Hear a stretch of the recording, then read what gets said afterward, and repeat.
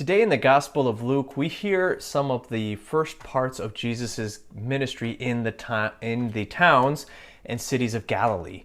And he's in the city of Capernaum today, where he is first taken to Simon Peter's mother-in-law, who is sick with a fever. And he lays hands on her, and he rebukes the fever, and she gets up, and she is cured. And then all the people of the town bring them their sick, the people who are injured, all of them, they come to Jesus. He casts out demons. He does so many good things for them, and all are healed, all are made well. And then so he stays up all night, and he goes off to pray in the morning. And so he comes back, and you'd think that he's going to be ready to do more of this great healing. He's been doing so much, and there's people there to give him more people to heal. But instead, Jesus says, I have to go now.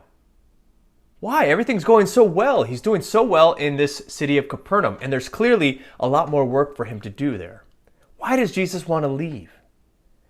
Well, Jesus in prayer recognizes his call is bigger than this one town. It's bigger than this region of Galilee. He's supposed to go to all the towns and cities in all of Judea, proclaiming the good news of the kingdom. And the signs and wonders he's working, the healings and casting out demons he's doing, is demonstrating the power of that kingdom. Jesus sees that his call is something bigger than the success he's already had. Sometimes for us in our lives, it can be difficult to recognize when we are called to something even greater and beyond where we are now. For all of us, we have those moments where we feel like, oh, maybe I am called to something more here. Maybe I'm called to do something a little bit bigger with my life. I know for myself, that whole call to priesthood was almost like that, where first it was like, oh, I want to be a Christian. I want to be more involved with my faith. I want to do more at church. I want to lead others in faith.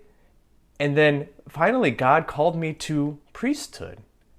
And it wasn't something that came out of the blue, but something that seemed like a natural calling for me.